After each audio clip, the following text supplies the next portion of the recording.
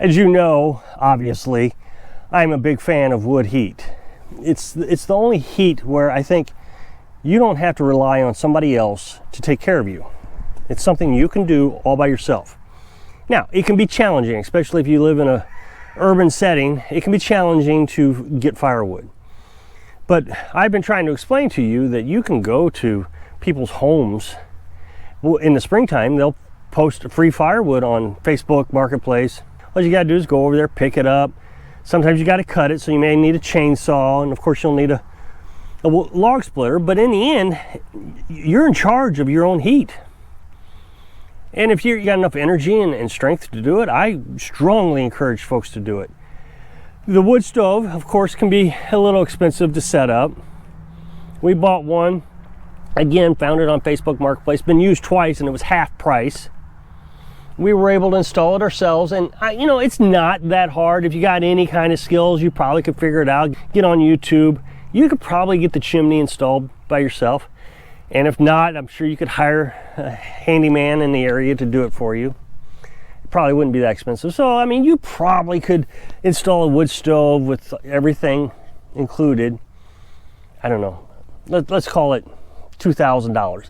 A little pricey, I understand. Yet, I had an electric furnace installed 15 years ago, and I think it was $1,500 with the electric furnace, and the guy came in and installed it. I actually installed all the ventilation throughout the house, so it's not like he did all the work. So it's relatively about the same price as an electric furnace. This little tiny house uses very little wood. Now, in a bigger house, of course, you would have to use more wood. I guess another downside is it's got to dry so long in these new woods. I don't normally talk politics on this channel. I really try not to.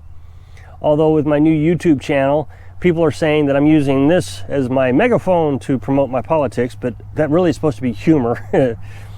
But regardless, I try not to on this channel to talk about politics.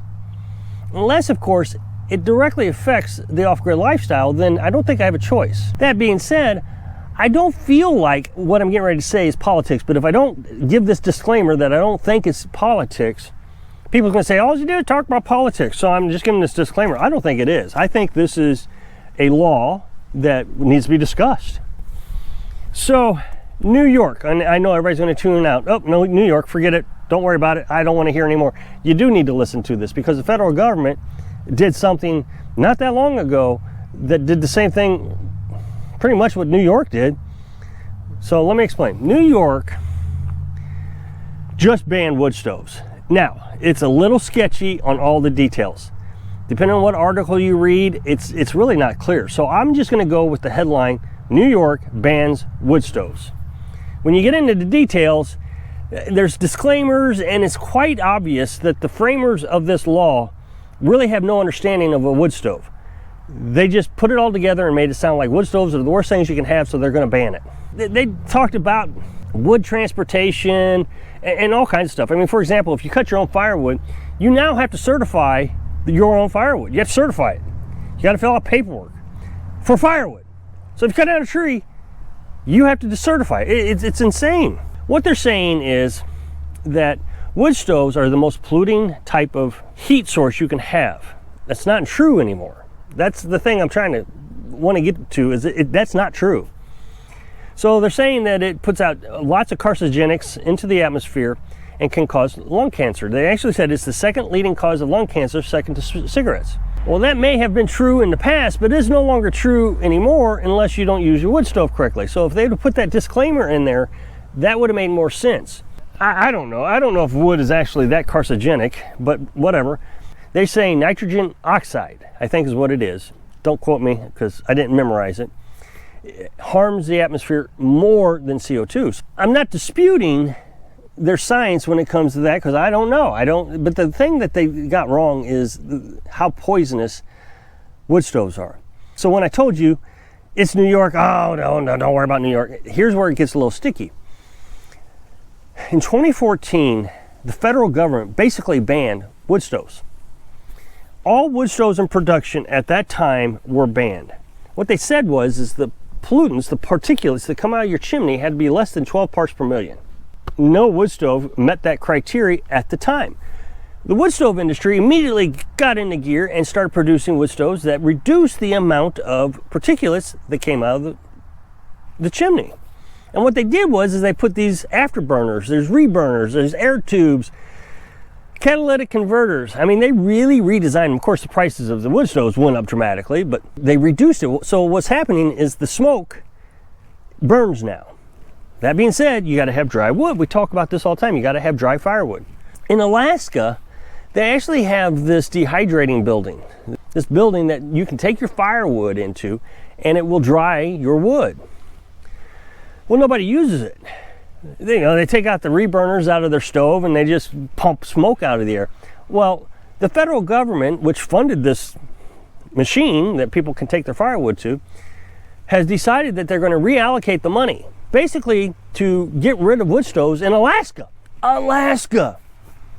Because the people didn't follow the program. So if you're using wet firewood, the federal government obviously knows this. They can see it. I mean, I've talked about it a lot. We did it last year. It was terrible. Creosote fires. Here's my fear is as soon as New York implements this no wood stoves, the federal government's going to come in and say the same thing. No wood stoves. Because they've done it in the past. It's not like this is, I'm theorizing anything. They literally did it in 2014. They shut down the wood stove industry. My thinking is they thought this ends it. We'll put a requirement that is so ridiculously low that nobody will be able to meet it. Well, then the wood stove companies came out and met the challenge, because the federal government's stupid and didn't realize the people, engineers, are smart and they can outdo the government. Now, the government usually isn't in the habit of coming into people's homes and ripping things out. You're usually grandfathered into it. So if you have a wood stove, my suspicions are you're in pretty good shape. But here's my fear is if your wood stove breaks, our wood stove breaks, we won't be able to replace it. So this morning, Carolyn and I was talking to you, should we buy another wood stove and store it? And of course, we both kind of thought that, that's probably not a good idea. So we're gonna buy parts for our wood stove. We've already got an extra window. If the window breaks, of course, we could just use a piece of metal and cover up the window hole if we couldn't get another window. We're gonna get extra handles because the handle seems to be wearing relatively quickly on this. We'll get new tubes, air tubes, reburners. We'll get some more fire brick. In the end, what we could do is just convert it into an old type of wood stove and where it just burns really hot and quick and be done with it. Take out the air tubes and all that and just let it burn like the old type. So what they're essentially forcing us to do is make our wood stoves more pollutant by banning wood stoves. That's what they'll end up doing in the end, because people aren't just going to give it up totally. Maybe over the next 30 years, but not instantly. So what I'm suggesting to folks is if you're seriously thinking about getting a wood stove, go out and get it within the next year or so. It could happen that quick. In California, they just banned generators. You can't have a portable generator like we got, or lawnmowers or anything like that. New York also banned ATVs, gas-powered ATVs. Can't have those anymore. That's in the same bill that's in this one with the wood stoves. Now, you may be thinking, well, I'll just convert over to gas. I can run gas. No. They are now saying that any new building cannot have gas ran to the building. It has to be electric. Everything has to be electric. So, I mean, this essentially is going to force everybody into an electric situation. I don't understand, I'm going to be honest, I don't understand why people think electric is so much better than natural gas or anything else. I mean, you still have to make electric. It has to be turned by something. And usually that something is something caused by heat.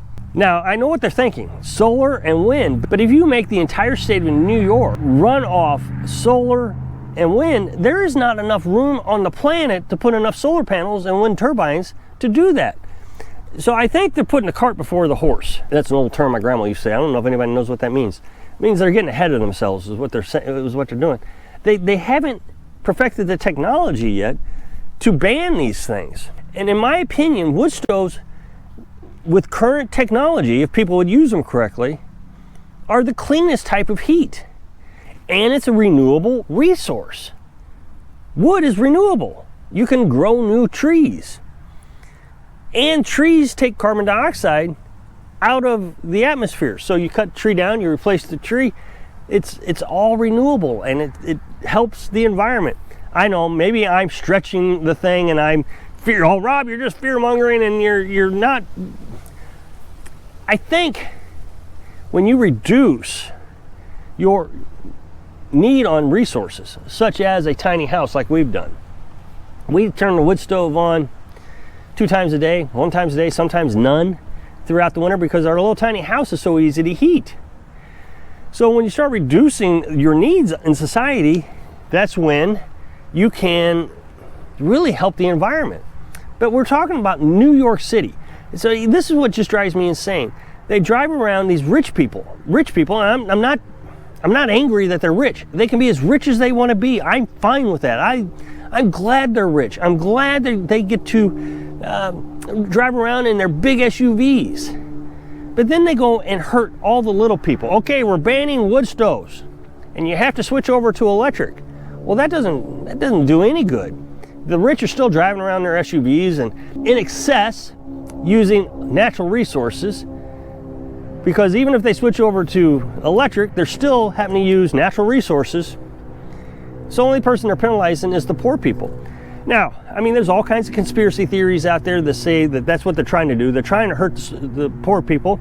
So the only people left is the rich people. Well, if rich people are so stupid not to realize the only reason they're rich is because poor people give them money to buy their products, who's going to buy their products? I don't understand the thinking. Who's going to build their fancy SUVs? Who's going to build their fancy homes? Who's going to install their fancy stoves? The poor people. I really would suggest that if you're going to buy a wood stove, or you're really wanting to think about getting a wood stove, get it now, because in another, I would say 5 years, I would imagine the federal government will do something similar. So I hope I can encourage you to really think about where you want to live, so you can live your dream. Thanks for watching.